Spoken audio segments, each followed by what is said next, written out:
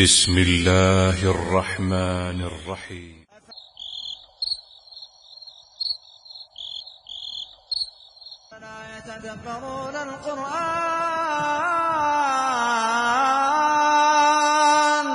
أفلا يتدبرون القرآن أم على قلوب أقفالها.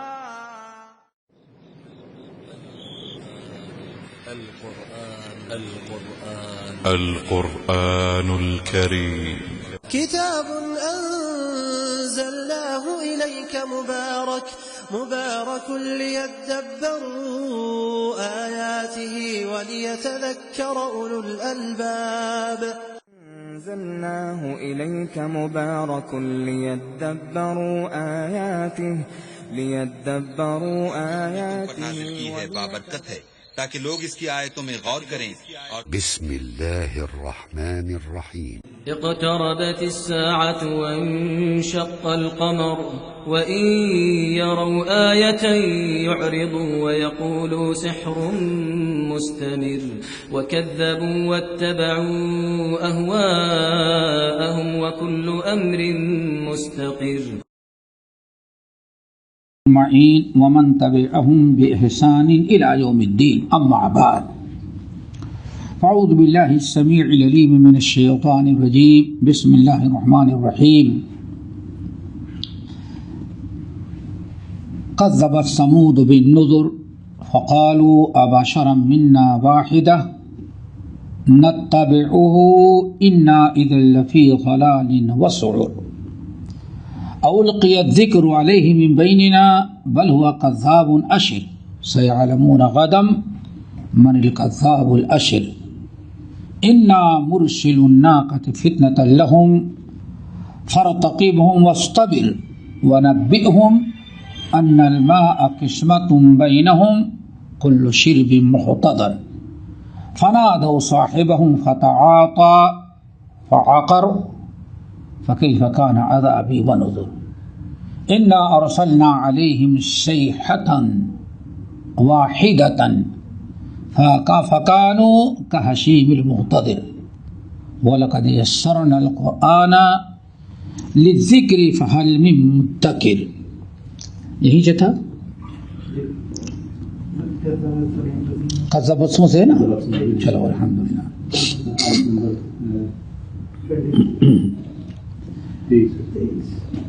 محترم حضرات، کل قوم عاد تک بات پہنچی تھی کہ کذبت عاد فکیف کان عذابی ونذر انا ارسلنا علیہم ریحا صرصرا فی یوم نحسات مستمر. کل وہ پورا تذکرہ قوم عاد کا ہوا تھا اور بات یہاں تک پہنچی تھی وَلَقَدْ يَسَّرْنَا الْقُرْآنَ لِلذِّكْرِ فَهَلْ مِن مُدَّكِرٍ. آج قوم صالح یعنی قوم سمود قوم عاد کی بات سب سے بڑی جماعت، بڑی قوم اور امت، قوت، طاقت، فنکاری، علوم فنون کے اس وقت کے مطابق ماہر قوم جو تھی وہ قوم سمود تھی. قوم سمود یہ مدینہ طیبہ سے آپ شام کی طرف جانے لگے تو تقریباً 800 میل کے بعد، کلومیٹر کے بعد یہ بستی آبادی پہنچتی ہے، ملتی ہے. اور آج بھی مدائن صالح سے یہ علاقہ مشہور ہے. اللہ رب العالمین نے اس قوم کو مکانات کی تعمیر کرنے، بنانے اور پہاڑوں کو تراش کر کے اس کے اندر بڑے بڑے بنگلے اور محل بنانے کا عجیب فن عطا کیا تھا. وَثَمُودَ الَّذِينَ جَابُوا الصَّخْرَ بِالْوَادِ ہے. پہاڑوں کو تراش کر کے اندر 2 منزلہ 3 منزلہ مکان بنا لیتے تھے. سیڑھی اسی کے اللہ تعالیٰ نے کیا فن دیا تھا، گیٹ سے لے کر کے اوپر سارے انتظامات، دیکھو تو حیرت ہوتی ہے، مجھے تو دیکھ کر کے حیرت کی، جس زمانے میں کوئی مشین نہیں تھی، اتنا باریک کام ڈیکور اور اس طرح سے صفائی ستھرائی کیسے اس قوم نے کیا تھا، یہ اللہ تعالیٰ کا سب ان کے اوپر کرم تھا۔ تو اس قوم کے اندر جب شرک اور کفر بدعات پھیل گیا تو اللہ تعالیٰ نے ان کی ہدایت کے لیے انہی کی قوم کے ایک صالح نامی شخص کو رسول و پیغمبر بنایا۔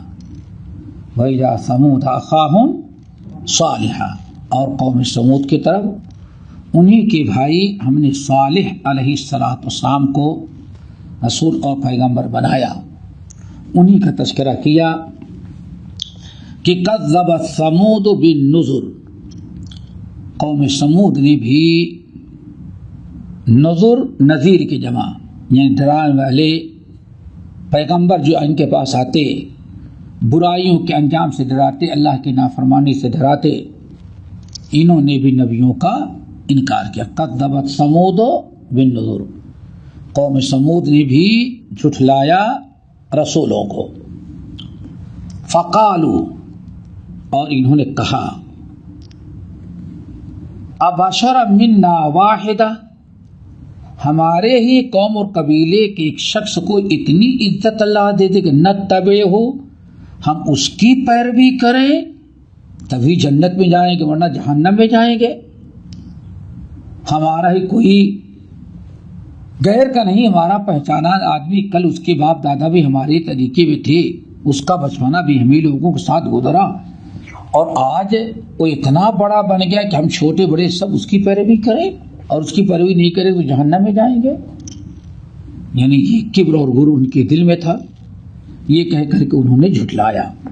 فقالو، کہا قوم سمود نے، ابشر منا واحدہ، بشر انسان، ہمارے ہی قوم اور برادری، قوم اور قبیلے کا ایک شخص، نتبع، اسی کی ہم لوگ اتباع کریں، کوئی بڑا نہیں کوئی کچھ نہیں، ہمارے ہی جیسا انسان، قوم برادری، اتنی بڑی قوم میں بس یہی ایک آدمی ملا تھا اللہ کو جو ہم سب کے اوپر رسول پیغمبر بنائے، یہی بیتو کی باتیں کرتے اور کہتے انا اذا لفی ضلال وسعر۔ اور اگر ہم لوگ اس کی بات مان لیں کہ واقعی اللہ کا رسول ہم کی پیروی کرے، تب تو سمجھو ہم لوگ بڑی گمراہی میں ہوں گے، اور بڑی دیوانگی پاگل پنی کی بات ہے۔ ضلال گمراہی، شعور کہتے ہیں آگ میں جلنے کو، لیکن ایک وہ محاورہ ہے، اے بھائی حسد میں جل رہا ہے، یہ دشمنی میں جل رہا ہے، تو یعنی یہ یہاں آگ میں جلنے کے بجائے اکثر اہل علم میں کیا کہا، وسعور، یعنی ہم اس کی پیروی کریں، گمراہ بھی ہوں گے اور اس پاگلوں کی طرح جلتے بھنتے ہم رہیں اس کے پیچھے، سمجھ گئے نا۔ اور یہ بھی ہو سکتا ہے بعد میں کہا کہ گمراہ ہوں گے اور مرنے کے بعد جہنم میں جائیں گے، جلائے جائیں گے، دونوں معنی کیا گیا، ٹھیک ہے نا۔ اُلْقِيَ الذِّكْرُ عَلَيْهِ مِن بَيْنِنَا، اللہ اکبر، اُلْقِيَ الذِّكْرُ عَلَيْهِ مِن بَيْنِنَا، کیا ہمارے درمیان یہی ایک اس لائق تھا کہ اللہ تعالیٰ اس پر اپنا ذکر نازل کرے؟ یہی ذرا سوچیں، ذکر کا معنی کیا مطلب ہے؟ رسالت اور نبوت کے لیے اللہ تعالیٰ انہی کو ہمیں نصیحت کرنے، دعوت و تبلیغ کرنے کا جو مواد تھا ذمہ دار، اسی کو ذکر کہا۔ نہیں بات سمجھ آئی؟ عام طور پر ذکر کا مطلب ہوتا ہے سبحان اللہ الحمدللہ پڑھنا، لوگوں نہیں تک میں، لیکن ذکر کا مفہوم بہت وسیع ہے۔ دیکھو، وذکر فإن الذکر تنفع المؤمنین، آپ ان کو نصیحت کریں، ذکر ان کو ذکر، یہاں ذکر کس کو کہا گیا؟ واعظ و وعظ نصیحت کو.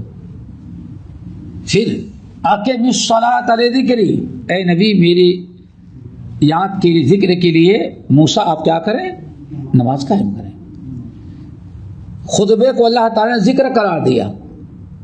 یا ایھا الذین آمنوا اذا نودی للصلاۃ من یوم الجمعۃ فاسعوا الی ذکر اللہ. خطبے کو یہاں ذکر اولقی الذکر علیہ من بیننا، یعنی اللہ تعالیٰ نے اپنا پیغام رسالت و نبوت اور اپنے پیغام جو تعلیمات حضرت صالح کو دی تھی، اس پورے مجموعے کو اس قوم نے کیا کہا؟ یہ ذکر ہے. اول کیا ذکر، کیا ذکر انہی کے اوپر نازل کیا گیا ہمارے درمیان، اور کوئی اس کا مستحق نہیں تھا. آگے بات ذکر کا معنی، اسی لیے تلاوت قرآن بھی ذکر ہے، نماز بھی ذکر ہے، اور کہیں بیٹھ کر کے آپ دین کی باتیں کریں کتاب و سنت کی، وہ بھی کیا ہے؟ ذکر ہے. اسی لیے وہ مشہور حدیث جو برابر سنتے ہیں اور لوگوں نے صرف اپنے بارے میں اس کو فٹ کر رکھا ہے، عام چیزیں، اذا مررتم بریاض الجنۃ فارتعوا، جب تم جنت کے کیاریوں سے گزرو تو ذرا کچھ چن لیا کرو، کچھ پھل چکھ لیا کرو، وہ ذائقہ مزہ ٹیسٹ لے ہو. یا رسول اللہ وہ کیا چیز ہے؟ تو یہی ہے کو ذکر، حلال حرام جائز ناجائز، جہاں دین کی باتیں کی جا سمجھنے سمجھانے کی، اسی چیز کا نام، اسی مجلس کا نام کیا ہے؟ ذکر ہے. اولقی الذکر علیہ من بیننا، کیا اسی پر ذکر ڈالا گیا ہمارے درمیان؟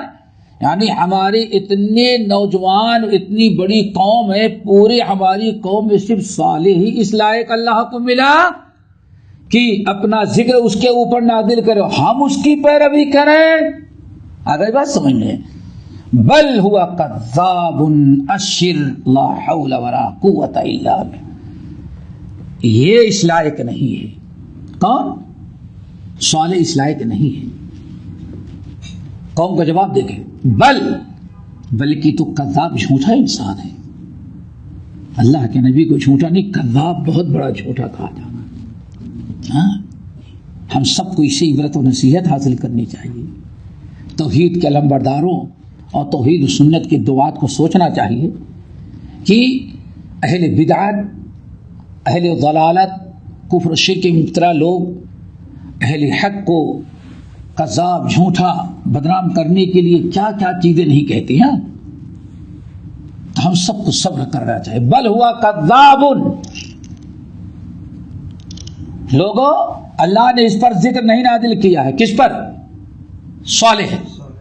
ان پر کوئی ذکر نازل نہیں کیا ہے، بلکہ جھوٹ کہتا ہے. کیوں؟ اس سے بڑے بڑے مالدار ہوشیار لوگ ہماری قوم میں موجود ہیں. اگر نبوت و رسالت کے لیے اللہ تعالیٰ کسی کو منتخب کرتا تو کسی بڑے آدمی کو ہمارے قبیلے میں یہی تو اس سے بھی اچھے لوگ موجود ہیں. ٹھیک ہے نا؟ یہ اپنے آپ کو کہتا ہوں اللہ کے نبی، تو یہ کذاب ہے، جھوٹا ہے. اشر، شرپسند اور کبر و غرور تکبر والا ہے. صالح انسان قوم کہہ رہی ہے جھوٹا، بڑا جھوٹا، اور اشر کبر و غرور تکبر والا انسان ہے. آگے بات سمجھیں. دیکھو یہ نبیوں کے ساتھ کیسے، اسی لیے اللہ کے رسول نے ساتھ فرمایا، جب تم میں سے کسی پر کوئی پریشانی آئے تو ہماری پریشانیوں کو یاد کر لو، ساری پریشانی دور ہو جائے گی. کہ اللہ کے رسول فرماتے ہیں مجھے کتنی پریشانیاں آئی دنیا میں، ہم پر کتنی مصیبتیں آئی، ہم پر جب بھی تم پر کوئی پریشانی مصیبت آئے تو ہماری پریشانی کی یاد کرو، فوراً صبر کرنے کا جذبہ پیدا ہو. بھائی ہم کیا اللہ کے رسول کو اتنا ستایا گیا. یہاں نبیوں کو ذرا دیکھو، سیعلمون غدا، ان قریب آنے والے دنوں میں اچھی طرح سے سمجھ لیں گے. اللہ اپنے نبی کو تسلی دے رہا ہے. سیعلمون غدا، اللہ نے فرمایا صالح ہمارے نبی آپ صبر کریں. سیعلمون غدًا، ان قریب ان کو، غدًا کل یعنی آنے والے دنوں میں انہیں پتا چل جائے گا اچھی طرح سے من الکذاب الاشری کہ کذاب اور شرپسند اور متکبر کون تھا. یہ لوگ ہیں، یہ ہمارے نبی صالح ہیں.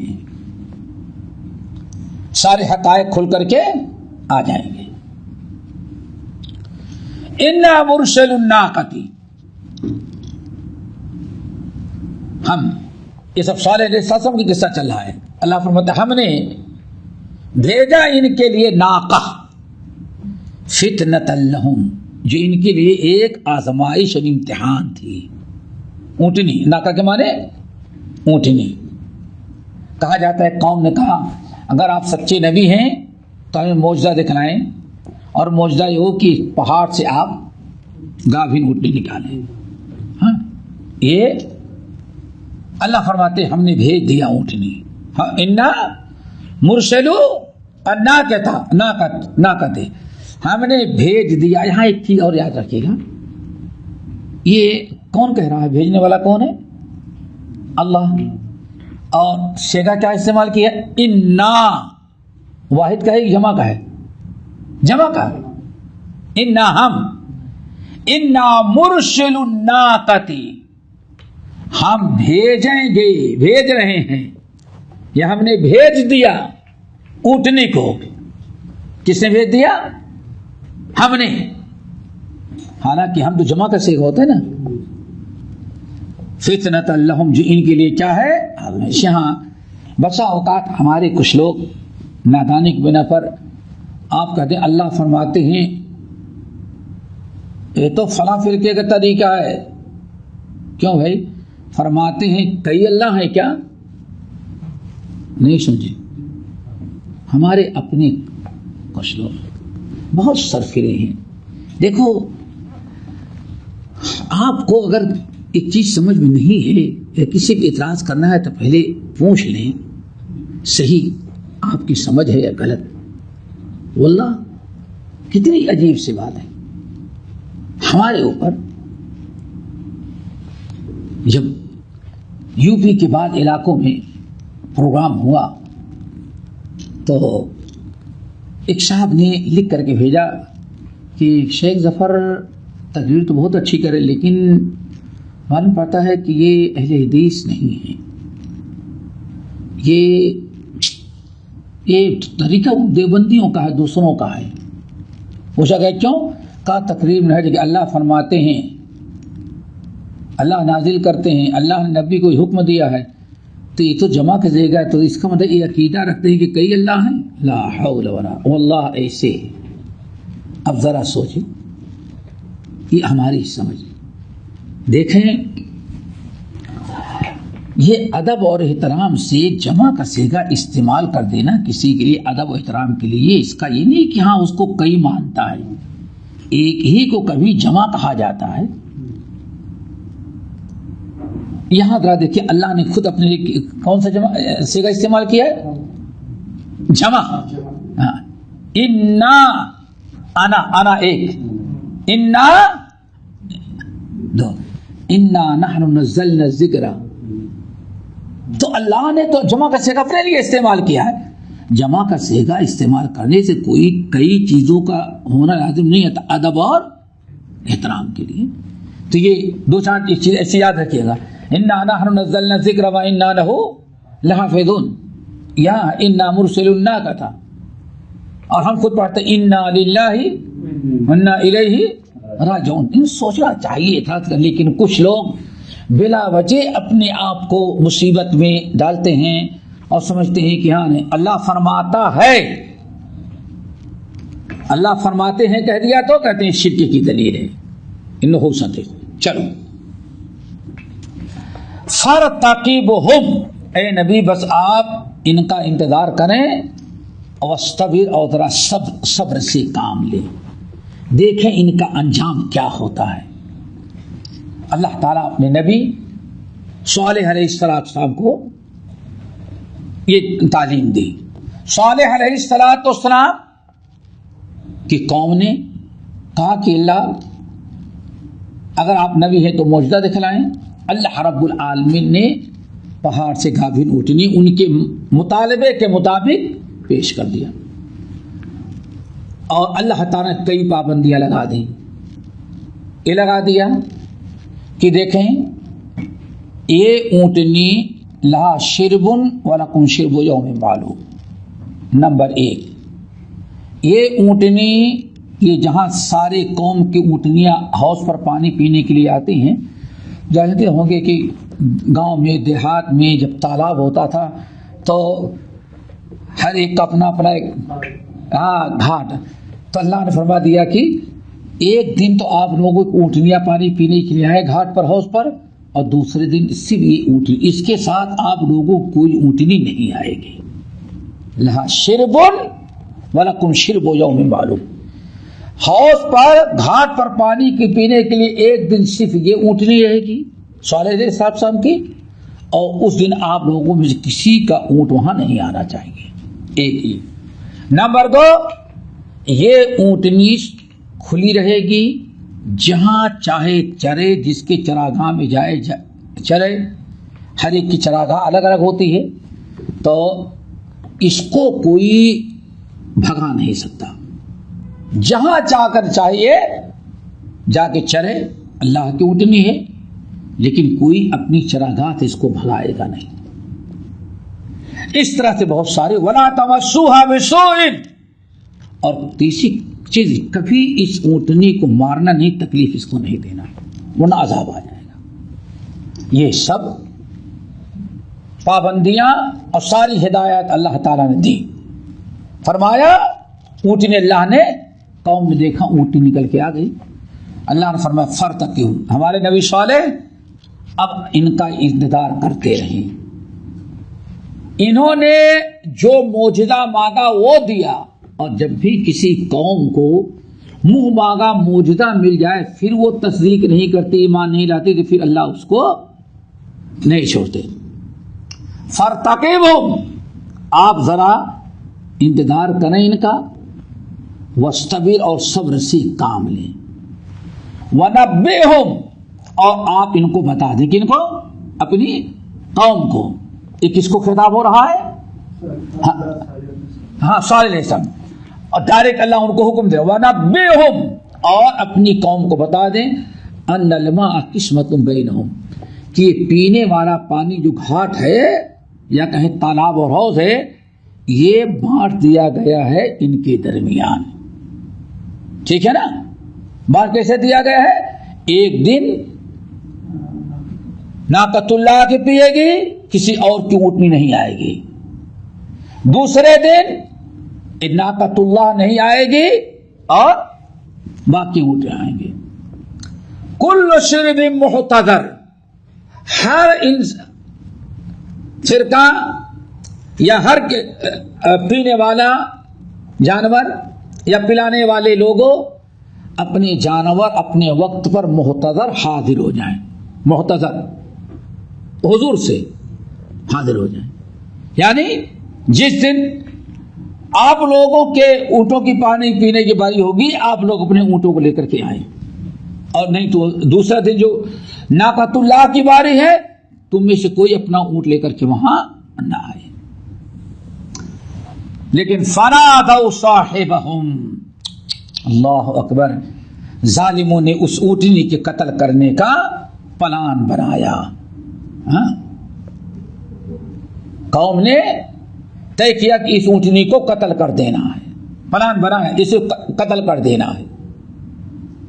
اور ایک شخص جس کا نام قدار بن سالف کہا جاتا ہے. سین سے قاف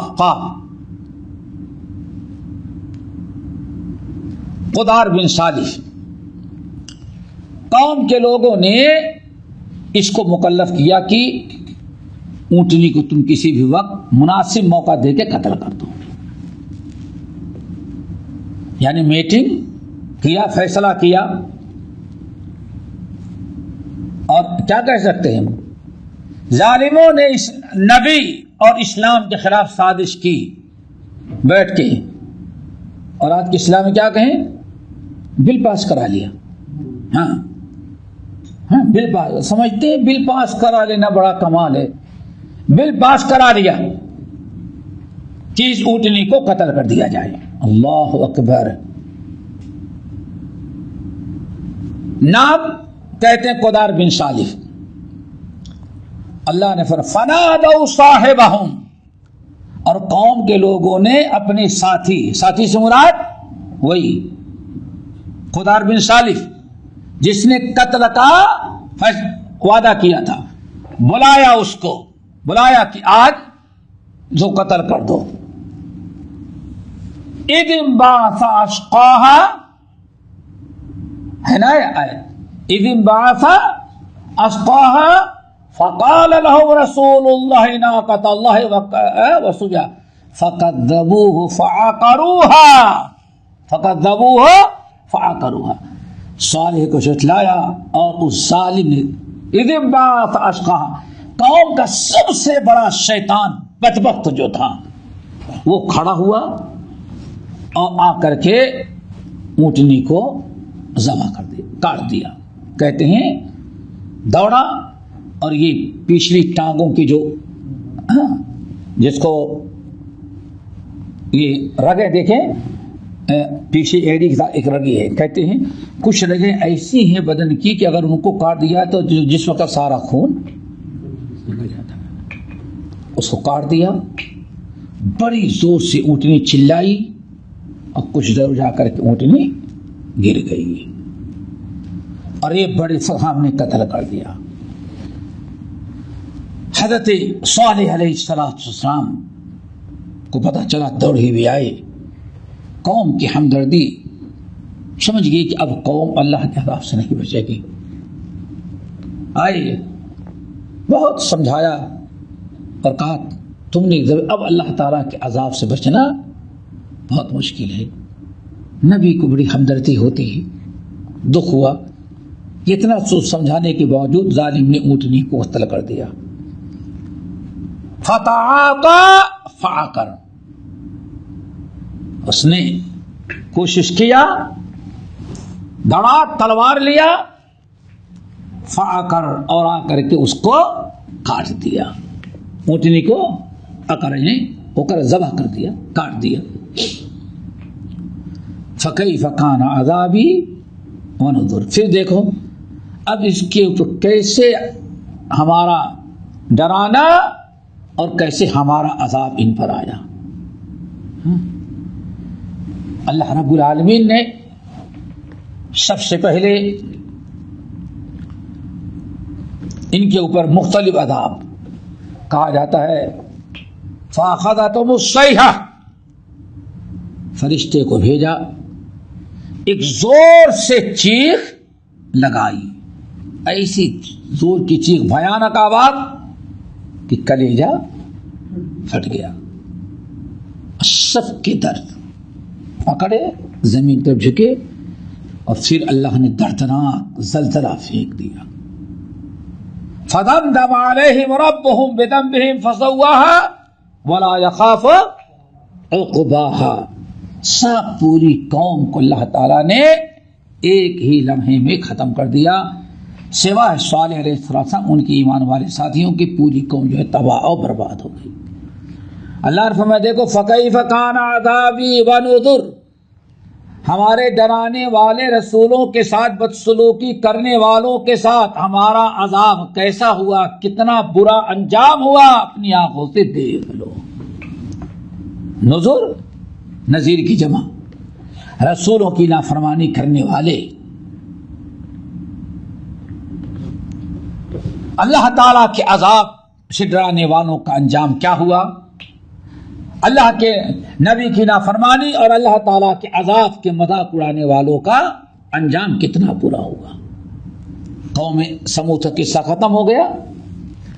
انا ارسلنا علیہم، نہیں انہیں تذکرہ ہے، انا ارسلنا علیہم صیحۃ واحدہ. اور کیسے عذاب آیا، فکیف کان عذابی ونذر. اب اس کی تفسیر ذرا دیکھیں.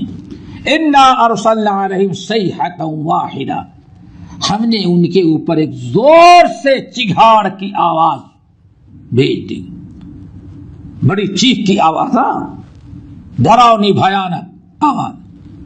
فکانو، بس ایک ہی آواز میں ہو گئے. کیسے؟ فکانو کحشیم المحتضر، فکانو کحشیم المحتضر. محتضر، اب ان کا حشر کیا ہوا؟ اللہ اکبر. حشیم اور محتضر دیکھا ہوگا آپ لوگوں نے. محتضر اللہ فرماتے ان کے کیسے ہو گئے؟ جیسے کہ محتضر کی ارد گرد حشیم ہوتی. محتضر سمجھے کس کو کہتے ہیں؟ ابھی سمجھ میں آ جائے گا. دیکھتے ہیں جب کوئی کسی کی اپنی زمین ہوتی ہے کھیتی والی، یا کوئی باغ ہوتا ہے، باڑ لگا دیتے ہیں تو کانٹوں کی اور کانٹوں کی نہیں رہتی تو دیکھتے ہوں گے کہ درخت کی ڈالیاں کاٹ کر کے پھوس فات اس طرح سے کنارے ایسے ہوتا ہے نا. ہر جگہ تار نہیں ملتا نا، تو اس کو وہی کیا کہتے ہیں، ٹٹی کہتے ہیں، کیا کہتے ہیں، ٹاٹی، بانس کا. کبھی دیکھتے ہیں وہ سرپت وغیرہ بھی بہت ساری چیزوں کے جوڑ دیتے ہیں. اچھا پھر آپ دیکھیں گے وہ دھیرے بوسیدہ ہو کر کے سڑ کر کے دیکھے وہی گر جاتے ہیں، پھر کسی کام کی رہ بھی نہیں جاتی. سب کا حشر یہ ہوتا ہے، گرتے ہیں. بارش، دھوپ، سردی، اس میں سوکھ کر کے بوسیدہ ہو کر کے ایسے ٹوٹ کر کے گرتے ہیں، اور وہیں گر کر کے سب مٹی میں بیکار ہو جاتے ہیں. اس کو کیا کہا جاتا ہے؟ محتضر اس باڑ کو کہتے ہیں، اور گرنے کے بعد جو مٹی میں مل کر کے حشر ہوتا ہے ان کو حشیم کہا جاتا ہے. تو کیا کہیں گے؟ سڑی گلی ٹاٹی کی طرح ہو گئی، وہ گرے ہوئے باڑ کی طرح. یعنی کسی کام کے پوری کام جیسے سڑ گل کر کے وہ باڑ میں استعمال کی ہوئی چیزیں، لکڑی، ساری چیزیں بیکار ہو جاتی، سڑ گل کر کے مٹی میں مل جاتی ہے. یہی حشر ان کا ہوا. نہ جنازہ، نہ تدفین ہوئی، نہ کوئی نہلانے والا، نہ کوئی رونے والا. ایسے ہی لاشیں ایسے ان کی بڑھ کر کے سب تباہ برباد ہو گئی. دیکھو اللہ کا عذاب کیسے آتا ہے. آج بھی یہ کوئی معمولی عذاب ہے. آج جسے بتا رہے ہیں کہ پورے محلے کے ایک انسان بھی لاش کو ہاتھ لگانے کے لیے تیار نہیں. اولاد، خاندان بھی قریب بھی جانے کے لیے تیار نہیں. ایک کرونا ہے، ہم اس کو ویسے سڑی گھر رہی ہے. کسی ہمت والے مسلمان کو موقع ملا، وہ آیا، اس کی لاش لے جا کر دفنا. فما بکت علیہم السماء والارض. اللہ فرماتے ہیں اس طرح سے سڑے گلے کوڑے کرکٹ کی طرح ہو رہ گئے، ان کا کوئی پرسان حال تھا ہی نہیں. پھر فکیف عذابی ونذر، فکیف عذابی ونذر. اللہ فرماتے ہیں ذرا غور کرو، سوچو کہ ڈرانے والوں کے، ہمارے نبی جو ان کو ڈرانے والے تھے، ڈرانے والے نبیوں کو اور ایمان والوں کو ہم نے کیسے بچایا، اور اس قوم کو، جھٹلانے والی قوم کو ہم نے کس طرح سے ذلیل اور خوار کر کے مٹی میں بجا دیا. ہم سب کو عبرت و نصیحت. آخر وہی عذاب اپنی آنکھوں سے کس نے دیکھا؟ نبیوں نے دیکھا، ایمان والوں نے دیکھا، لیکن کسی ایک کو نہیں. اللہ نے کہا نکل جاؤ بات، پورا عذاب آ گیا. تو دونوں طرف سے دیکھو، کیف عذابی، ہمارے ڈرانے والے نبی، پیغام پہنچانے والے، اسلام پہنچانے والے، دعوت دینے والوں کی ہم نے کیسے بچایا، حفاظت کی، اور انکار کرنے والے ظالم پر ہمارا عذاب کیسے آیا. دونوں. وَلَقَدْ يَسَّرْنَا الْقُرْآنَ لِلذِّكْرِ فَهَلْ مِن مُدَّكِرٍ. بے شک ہم نے قرآن کو بہت ہی آسان بنایا ہے. فہل میں مدکر ہے کوئی نصیحت پکڑنے والا؟ اور بعض لوگوں نے اس کا ایک معنی یہ بھی بتایا ہے اور بہت پیارا معنی ہے فعال میں مدکر کا. ایک تو یہ کہ مدکر یعنی مذکر یعنی نصیحت کرنے والا. معنی کیا ہوا کہ ہم نے قرآن کو بڑا آسان بنایا ہے. کوئی قرآن سے نصیحت کرنے والا جو لوگوں کو نصیحت کرے. فرق ہوا؟ ایک ہے معنی ہے نصیحت پکڑنا اور دوسرا ہے نصیحت کرنا. یہی سے پتہ چل گیا تھوڑی سی محنت کی ضرورت ہے. اگر علماء چاہیں تو قرآن سے زیادہ آسان کوئی چیز نہیں جس سے لوگوں کو نصیحت کر سکیں. ہاں قرآن چھوڑ کر کے بائبل اور کیا کہتے ہیں اور کیا ہے گیتا اور پتہ نہیں کیا ہے ان کی کوئی ضرورت کوئی ضرورت نہیں. کتنی آسان ہے. اور واقعی ذرا سوچو کہ ایک زمانہ وہ تھا کہ قرآن سے روکنے کے لوگوں نے کیا بنا رکھا تھا؟ نہیں قرآن کو ہاتھ نہیں لگاؤ. قرآن سے امت کو دور رکھنے کا ایک سلسلہ تھا عجم کے اندر ہمارے بر صغیر میں. یاد ہے ہمیں جانتے ہیں جب شاہ ولی اللہ محدث دہلوی رحمۃ اللہ علیہ نے قرآن کا ترجمہ فارسی زبان تھی اس وقت عام زبان فارسی تھی فارسی زبان میں کر دیا تو اردو تو بعد میں ایجاد ہوئی. جب فارسی زبان میں ترجمہ کر دیا تو دلی کے علماء نے ان پر کفر کا فتویٰ لگا دیا مرتد ہونے کے کہ مرتد ہو گیا ہے. ہمارے بعض علماء میاں صاحب کے بعد شاگردوں کو بعد میں شاگرد بنے جب ان کو علم حاصل کرنے کا شوق پیدا ہوا تو سیالکوٹ سے وہ جموں گئے. سیالکوٹ میں کچھ دن سیکھے پھر جموں گئے سیالکوٹ گئے. کہتے ہیں ہم قرآن کا ترجمہ ایک عالم سے پڑھ کر کے گئے تھے تو اور تعلیم حاصل کرنے کے جب دوسرے استاد کے پاس گئے تو میں ایک دن قرآن کا ترجمہ یاد کر رہا تھا. استاد آ گئے دیکھا ہم قرآن کا ترجمہ کر رہے ہیں تو کہا کفر تو تم کافر ہو گئے. قرآن کا پڑھنا قرآن کا ترجمہ کرنا سیکھنا کفر کہا جاتا تھا. لیکن الحمدللہ آج ذرا دیکھیں جب سے درس قرآن کا سلسلہ شروع ہوا اور کہتے ہیں یہ نماز کے بعد درس قرآن کا سلسلہ جس نے شروع کیا باقاعدہ وہ کہتے ہیں مولانا احمد اللہ صاحب امرتسری رحمۃ اللہ علیہ تھے. مولانا احمد اللہ امرتسری ہیں جنہوں نے باقاعدہ یہ سلسلہ شروع کیا تھا. مولانا احمد اللہ امرتسری شیخ الاسلام مولانا ثناء اللہ امرتسری کے سب سے پہلے استاد ہیں اور مسجد مبارک میں رہتے تھے. کہتے ہیں کہ ایک مرتبہ بعض لوگوں نے خواب میں دیکھا بعض اہل علم نے کہ امرتسر کے روڈوں پر ایک بہت بڑا جلوس نکلا ہوا ہے. کہتے ہم نے خواب میں دیکھا بہت بڑا جلوس نکلا ہوا ہے اور بالکل لوگ چیخ رہے ہیں چلا رہے ہیں شور مچا رہے ہیں. ہاں ہاں کیا ہو گیا؟ کہتے ہیں بعد اسلاف ہمارے کہتے ہیں جب میں نے خواب میں دیکھا تو میں دیکھتا ہوں کہ میں ان کے پاس دوڑ کے گیا ان سے پوچھا کہ بھئی کیا بات ہے آپ لوگ کیوں اتنا زیادہ پریشان ہیں کیا بلا آ گئی ہے؟ تو دیکھا ایک آگے سر پیٹ رہا تھا باقی اس کے ساتھ سب ماتم کر رہے ہیں. تو پتہ چلا بتایا گیا کہ یہ آگے والا ابلیس ہے اور پیچھے جو پورے لشکر ہے اس کے چیلے شیطان ہیں. ان کو کیا ہو گیا ہے؟ انگریز حکومت تھی. ان کو کیا ہو گیا ہے؟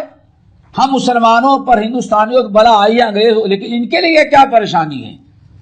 تو کہا کہ یہ شیطان ہے اور یہ اس کے چیلے ہیں، سب ماتم کر رہے ہیں، افسوس کر رہے ہیں، شور مچا رہے ہیں، احتجاج کر رہے ہیں کہ مولوی احمد اللہ نے قرآن کا ترجمہ اور تفسیر عوام کو بتانا شروع کر دیا ہے۔ تو آج تک ہم نے جتنے لوگوں کو قرآن سے دور رکھ کر کے گمراہ کیا تھا، قرآن کا ترجمہ عام ہو جائے گا، قرآن کا علم عام ہو جائے گا تو ہماری ساری محنت صدیوں کی بیکار ہو جائے گی۔ ہاں، یہ ہے درس قرآن کا فائدہ۔ الحمدللہ سب سمجھ جاتے ہیں، اور یہاں کہا جاتا ہے ہمارے برصغیر کی سب سے ان پڑھ قوم پٹھان کی ہوتی ہے، علاقے گھر کے پٹھان، یہ ہوتا ہے نا، لیکن پورے خلیج میں سب سے زیادہ قرآن کا ترجمہ پڑھنے والے کون ہیں؟ وہ پٹھان۔ تو بھائی قرآن کو اللہ نے بہت آسان بنایا، سیکھنے والوں کے لیے اور سکھانے والوں کے لیے۔ وَلَقَدْ يَسَّرْنَا الْقُرْآنَ لِلذِّكْرِ فَهَلْ مِن مُدَّكِرٍ، اس لیے بعد سلف نے اس کا ترجمہ بتایا فَهَلْ مِن طَالِبِ علم، ہے کوئی علم کا شوقین، اگر کوئی علم حاصل کرنا چاہتا ہے تو اللہ تعالیٰ اس کے لیے قرآن و سنت کا علم حاصل کرنا آسان کر دے۔ چلو، انا ارسلنا کذبت قوم لوط بالنذر، قوم لوط نے بھی رسولوں کو جھٹلایا۔ یہاں ایک چیز اور یاد رکھیں، اس سورت میں کئی مرتبہ یہ لفظ گزر چکا، نذر۔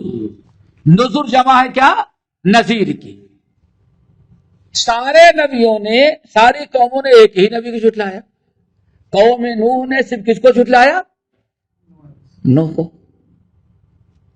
یہ عقیدے کی بات ہے، سمجھو۔ قوم نوح نے صرف کس کو جھٹلایا؟ اپنی قوم نوح کو۔ قوم عاد نے صرف اپنی نبی کو جھٹلایا، یعنی حضرت ہود کو۔ قوم صالح، قوم سمود نے اپنے نبی صالح کو یہی بھیجا نا۔ حضرت لوط کی قوم نے لوط کو، لیکن لفظ نبیوں اپنے نبی کو نہیں۔ قذبت قوم لوط بالنذیر نہیں ہے، بلکہ بالنذر ہے، جمع کا صیغہ۔ رسولوں کو جھٹلایا، حالانکہ ان قوموں نے صرف اپنے رسول کو جھٹلایا تھا۔ کیوں؟ اہل علم کہتے ہیں ایک نبی کا جھٹلانا سارے نبیوں کا جھٹلانا ہوتا ہے۔ اسی لیے اللہ نے ان قوموں کو بتایا ایک نبی کو نہیں جھٹلا رہے تو سمجھو سارے نبیوں کا کی تکذیب تم کر رہے ہو۔ آگے بات سمجھ میں؟ چلو، کذبت قوم لوط بالنذر، قوم لوط نے بھی نبیوں کو جھٹلایا۔ انا ارسلنا علیہم حاصبا الا آل لوط، ہم نے بھیج دیا ان کے اوپر حاصبہ، قوم لوط پر ہم نے حاصبہ بھیجا، سوائے لوط آل لوط کو پر، یعنی آل لوط کو بچا لیا، باقی سب پر ہم نے نازل کر دیا، سب پر ہم نے حاصبہ بھیجا۔ صرف کس کو بچایا ہم نے؟ الا آل لوط، آل لوط کو ہم نے بچایا۔ حاصبہ وہ آندھی جس میں پتھر ہو، دیکھا ہوگا کبھی ہوا چلتی ہے تو ہوا میں پتھر بھی، تو قوم لوط پر ہم نے حاصبہ بھیجا سوائے آل لوط کے۔ اب آل لوط کا مطلب سمجھیں تو آل رسول کا مسئلہ بہت آسان ہو جائے گا۔ بیوی، سب سے بڑا آل تو کون ہوتا ہے؟ بیوی۔ بیوی تو گھر کا ہوئی۔ آل سے مراد یہاں ایمان والے، چاہے اپنے ہو یا دوسرے ہو۔ حضرت نوح علیہ السلام نے فرمایا ان ابنی من علی، اللہ تعالیٰ میرے آپ نے تو وعدہ کیا تھا کہ ہمارے اہل کو بچائیں گے، بیٹا تو ہمارا اہل ہے. اللہ نے کہا لیس من اہل، وہ کس کام کا ہے جو ایمان جو آپ کا ہے، اہل وہ ہے جو آپ پر ایمان لائیں. بیٹا ہے ایمان نہ لائے تو اہل سے نکال دیا، بیوی ہے ایمان نہ لائی تو اہل سے اس کو نکال دیا.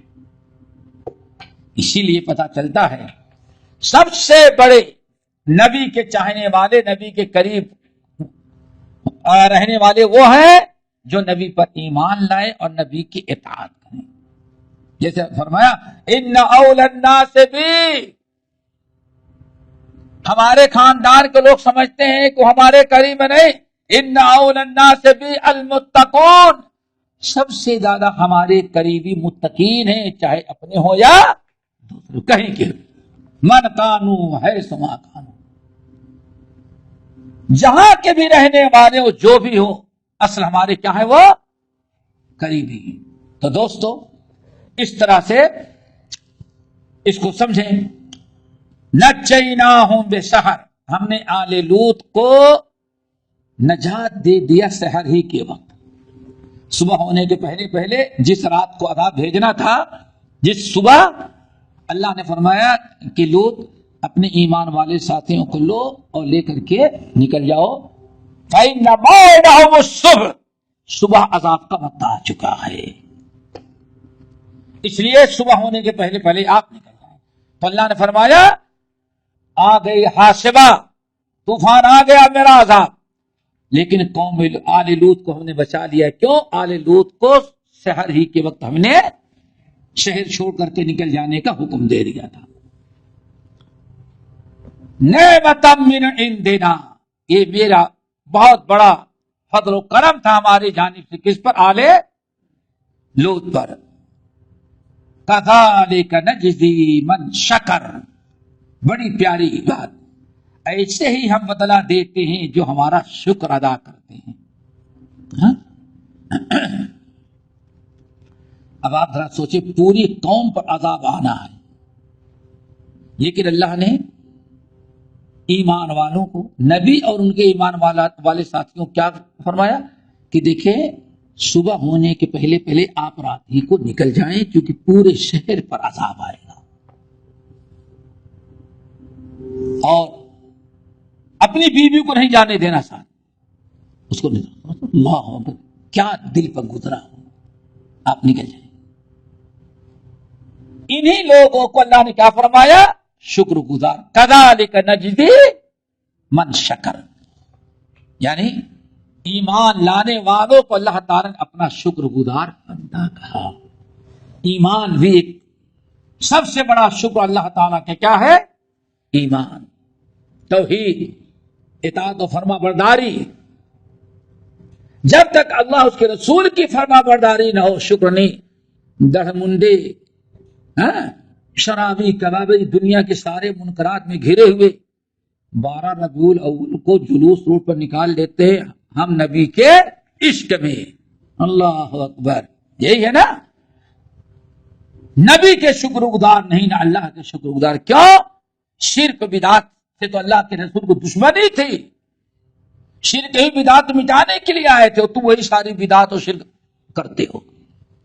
اسی لیے جو جتنا زیادہ توحید پر ہوگا اور عمل صالح پر، اتنا ہی زیادہ اللہ تعالیٰ کا شکر گزار ہوگا.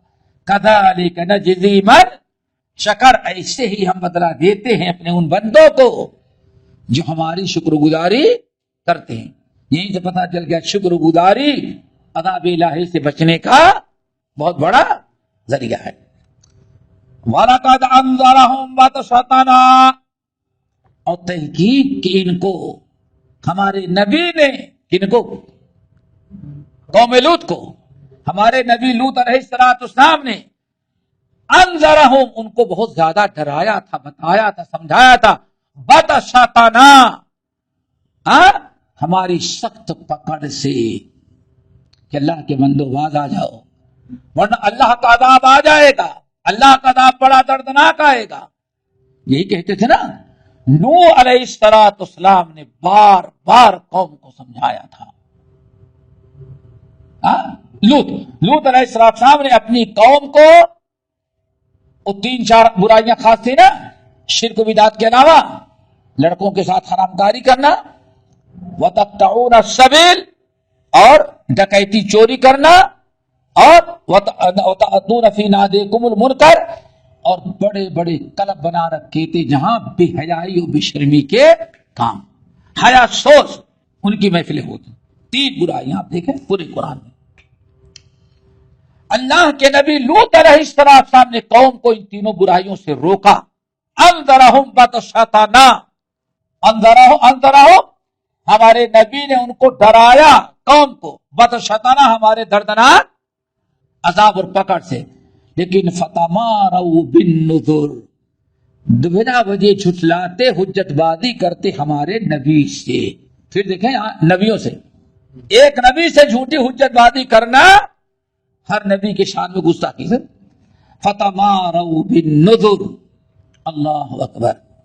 دیکھا آپ نے اتنی وعید اور اتنے سخت عذاب کی خبر دینے کے باوجود، ڈرانے کے باوجود ایمان لانے کے بجائے انکار کرتے اور ایمان والوں سے حجت بازی کرتے. بلکہ آپ جانتے ہیں آخری فیصلہ کیا تھا؟ آخری فیصلہ کیا کیا تھا انہوں نے؟ اخرجوہم من قریتکم انہم اناس یتطہرون.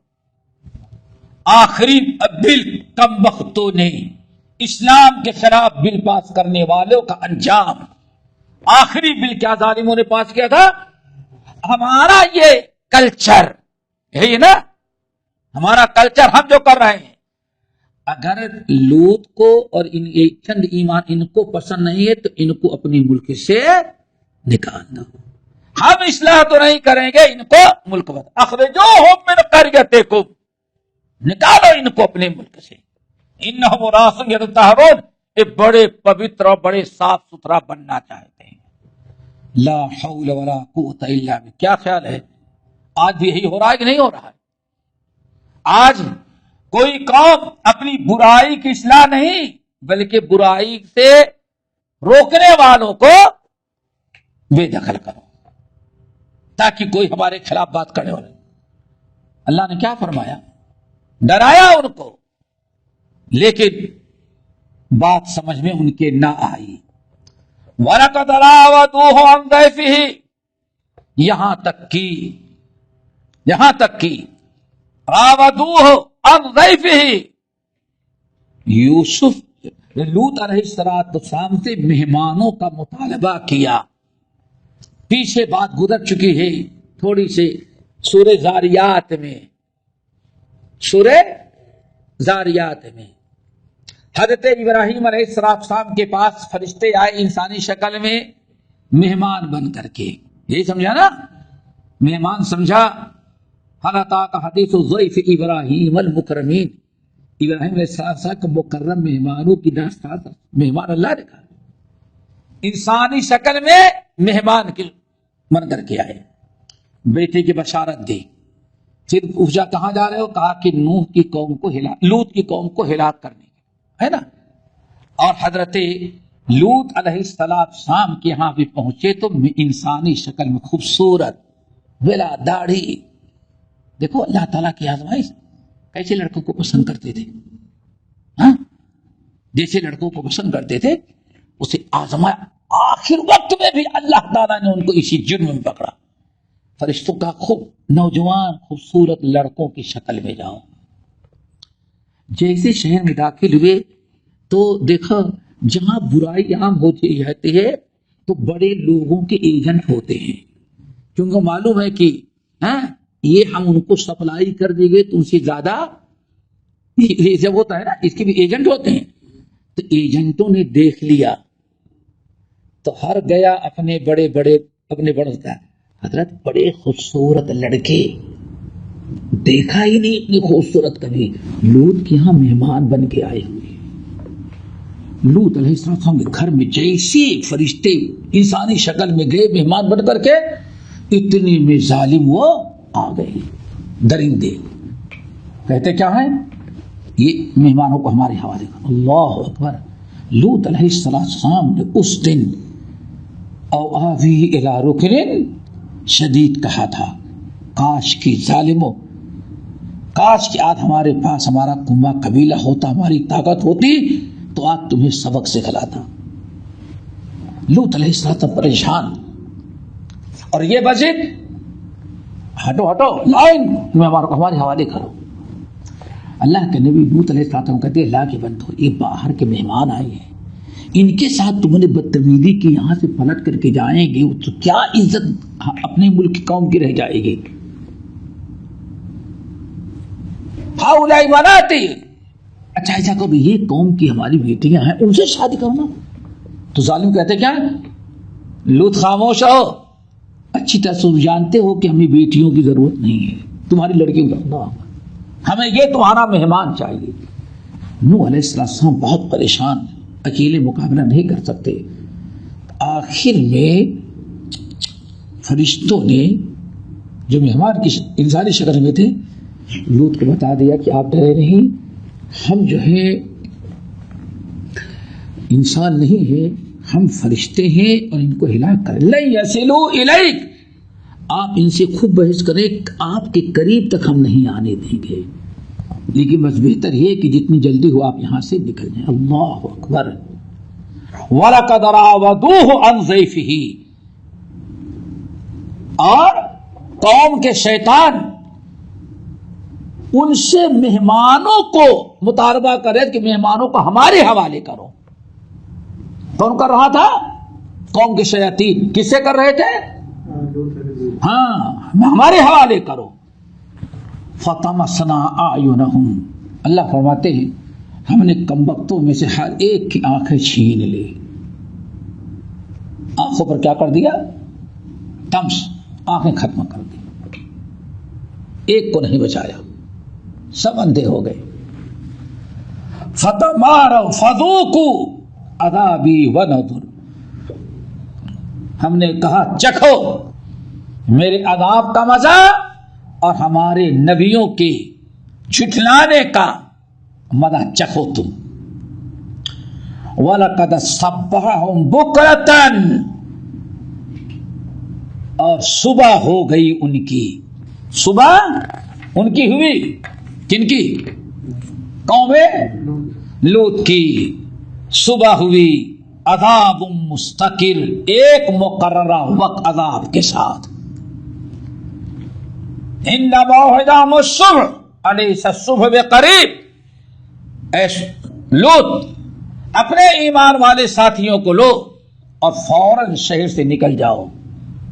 إِنَّ مَوْعِدَهُمُ الصُّبْحُ، صبح ہوتے ہی قوم پر عذاب آنے کا وقت ہو چکا ہے، اور أَلَيْسَ الصُّبْحُ بِقَرِيبٍ، اور آپ زیادہ پریشان نہ ہو، صبح بالکل اب قریب ہے، فوراً آپ نکلنے کا انتظام کریں۔ نکلے اور صبح ہوتے ہی اللہ تعالیٰ کا عذاب آ گیا۔ عذاب کیا؟ سب سے پہلے پتھر سے بارش، خوب اچھی طرح سے پٹائی ہوئی، سنگ، یہیں سے کہتے ہیں قوم لوط کی سزا کیا ہے؟ سنگساری۔ نہیں سمجھے؟ قوم لوط کی سزا کیا ہے؟ اس عمل کی سنگساری، بہت سخت سزا ہے۔ پتھر کی بارش، خوب اچھی طرح سے پتھر کی بارش سے پٹائی ہو گئی تو اللہ نے فرشتوں کو حکم دیا اٹھاؤ اس کو، آبادی کو اٹھایا اور اوپر لے جانے کے بعد اللہ نے فرشتوں زور سے اس کو پٹک دو، پوری قوم تباہ۔ فجعلنا عالیہا سافلہا، پوری قوم کو ہلاک و برباد کر دیا گیا، زمین نیچے چلی گئی آبادی کے ساتھ، اپنے محلوں، اپنے بنگلوں، اپنے گھروں، سب۔ کیا خیال ہے؟ کیا کچن لے کے نہیں گئے؟ اپنا بیڈ روم لے کے نہیں گئے؟ جب اللہ نے پورا شہر ہی اٹھایا، کوئی ایک چیز روئے زمین پر ان کی باقی، اللہ کا عذاب قوم لوط پر، اور تینوں برائیوں کو رکھا جائے تو واقعی آج سوچنا پڑتا ہے کہ اس امت میں کہاں کہاں تک برائی پہنچ گئی ہے۔ ہم نے کہا مطالعہ کریں تو 3 برائیاں نظر آتی ہیں۔ نمبر 1، لڑکوں کے ساتھ حرام کاری. نمبر 2 وَتَقْطَعُونَ السَّبِلَ، راستے میں کھڑے ہو کر چھپ کر کے اور مسافروں کو لوٹ لینا، ڈکیتی. اور نمبر 3 وَتَأْتُونَ فِي نَادِيكُمُ الْمُنْكَرَ، بڑے بڑے قلم میں منکرات اور بے-حیائی نافرمانی کا اجتماعی، کوئی حیا شرم نہیں. یہ 3 برائیاں. اللہ اکبر. اللہ نے فرمایا فَذُوقُوا عَذَابِي وَنُذُرِ، مزہ چکھو ہمارے عذاب کا اور عبرت و نصیحت حاصل کرو ہمارے رسولوں کی تحفظ کا اور رسول کے انکار کرنے رسول کی باتوں کا انکار کرنے والوں کا انجام کتنا برا ہوا. وَلَقَدْ يَسَّرْنَا الْقُرْآنَ لِلذِّكْرِ فَهَلْ مِن مُدَّكِرٍ، بے شک ہم نے قرآن کو بہت آسان کیا، ہے کوئی نصیحت کرنے والا. وَلَقَدْ جَاءَ آلَ فِرْعَوْنَ النُّذُرُ، اور فرعون کے پاس بھی ہمارے ڈرانے والے آئے، نذیر آئے نا، موسیٰ اور ہارون علیہ السلام. لیکن کذبوا بآیاتنا کلھا، ہم نے جتنے بھی آیات سے مراد ہیں کیا؟ معجزات. جتنے بھی ہم نے معجزات دیے تھے سب کا انہوں نے انکار کر دیا. فرعون اس کی قوم ہے. فَأَخَذْنَاهُمْ أَخْذَ عَزِيزٍ مُقْتَدِرٍ، پھر ہم نے پکڑا ان کو عذاب میں بڑی قدرت والے سخت پکڑ کے مانند. إِنَّ بَطْشَ رَبِّكَ لَشَدِيدٌ أَكُفَّارُكُمْ خَيْرٌ مِّنْ أُولَئِكُمْ، اے مکے کے کافروں، اے مکے کے مشرکوں اور عرب کے بت پرستوں، کیا یہ تمہارے کفر شرک کرنے والے کفار ان قوموں سے، ان کفار سے زیادہ طاقتور ہیں جن کی داستان تم نے سنے ہم نے سب کو ہلاک کیا؟ نہیں سمجھ آیا؟ ہاں، یہ مکے والوں رائے ڈالا جا رہا ہے. آخر قوم نوح کے کفار کیا تمہارے کافروں سے زیادہ مضبوط نہیں تھے؟ قوم عاد کے کفار مشرکین جن کو اللہ نے ہلاک و برباد کیا آندھی سے، ان کے مقابلے میں تمہارے کافروں تو کوئی قوت و طاقت ہے ہی نہیں. قوم سمود، قوم لوط، اکفارکم، فرعون، انا ربکم الاعلی کہنے والا، ان ساری کافر قوموں کو ہم نے ہلاک کیا رسول کی نافرمانی کی بنا پر. تو سارے نبیوں کے سردار محمد صلی اللہ علیہ وسلم کا تم انکار کرو گے تو تم کیسے اللہ کے عذاب سے بچو گے جب اتنی طاقتور قومیں نہیں بچ سکیں؟ اب آئی بات سمجھا؟ اکفارکم خیر من اولئکم، کیا یہ تمہارے مشرکین اور بت پرست یہ زیادہ اچھے طاقتور اور زیادہ پاور والے ہیں من اولئکم، ان کافروں سے جن کا ہم نے ہلاک اور برباد کیا ہے.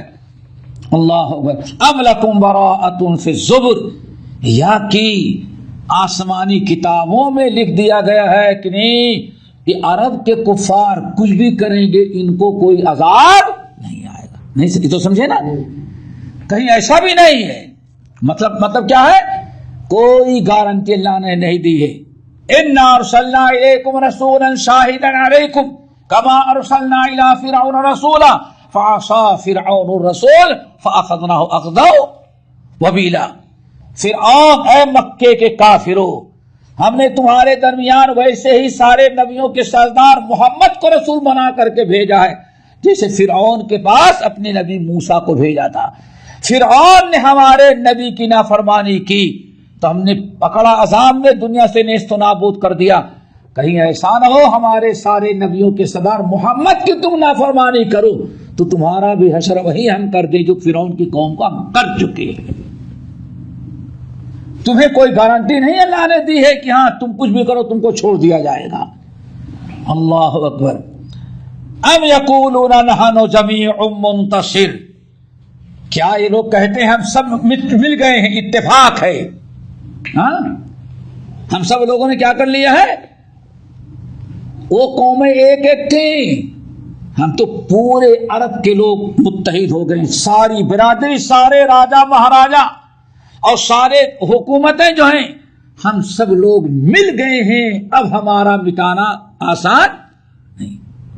دیکھو بالکل آج کی حالت کیا، ام یقولون نحن جمیع، ہم سارے لوگ اکٹھا ہو، ہمارے کیا اتحادی، ہاں ہم سب اتحاد کر چکے ہیں آپ کے خلاف.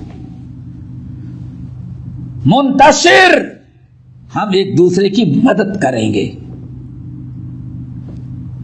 وہ ساری قومیں ہلاک ہو گئیں تو اکیلے تھی، ہم اکیلے نہیں، ہمارے ساتھ تو پورا عرب ہے، پوری دنیا ہمارے ساتھ ہے. ہم نے سب سے اتحاد کر لیا ہے، اتفاق کر لیا ہے مسلمانوں کے خلاف، مسلمانوں سے نپٹنے کے لیے.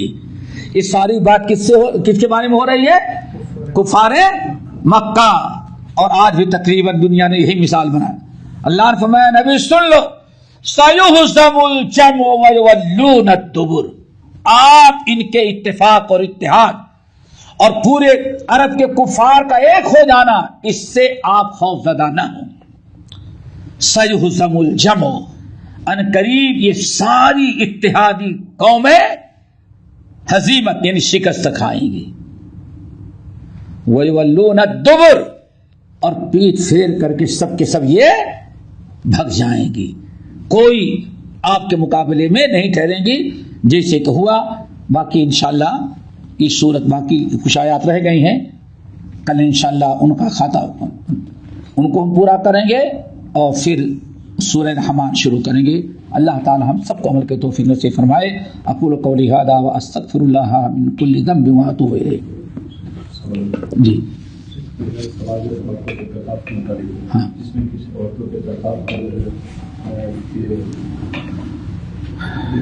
عورتیں اپنے گھر میں کیسے اعتکاف کریں اور وہ بھی کیا 10 دن تک اپنے گھر میں الگ جگہ بنا کے اعتکاف کر سکتی ہے، ذرا تفصیل اس کی وضاحت کریں. دیکھیں، عورتوں کا اعتکاف کرنا،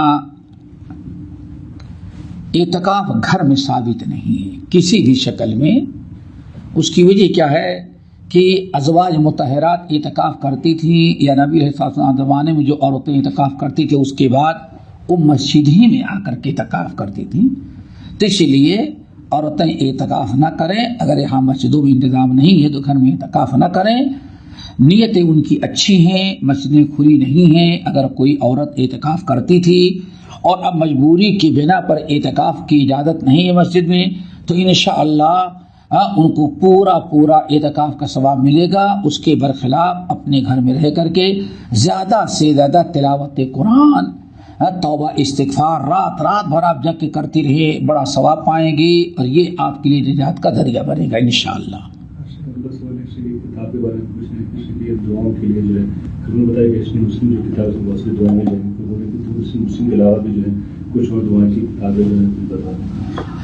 اسلامی وظائف ہے، پیارے نبی کی پیاری دعائیں ہیں، اوراد مصطفیٰ ہیں، بہت ساری دعائیں ہیں، سمجھئے نا.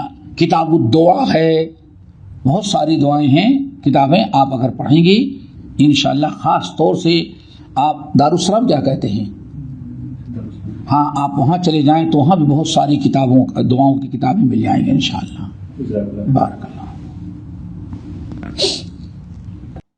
ہمارے چینل کو سبسکرائب کیجیے اور بیل آئیکن کو دبانا نہ بھولیے تاکہ آپ کو نئی ویڈیو برابر ملتی رہیں. لائک اور شیئر کرنا نہ بھولیے.